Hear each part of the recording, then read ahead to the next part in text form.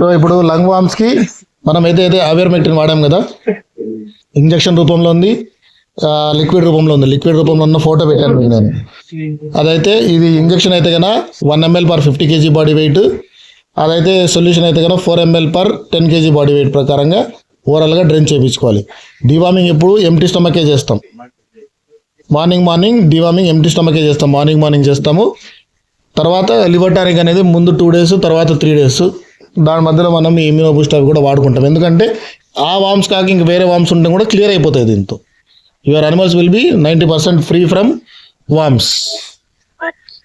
So తర్వాత ఈ ivermectin వల్ల మీకు లాభం ఏంట్రా అంటే ఎక్స్టర్నల్ పారాసైట్స్ కూడా పోతాయి.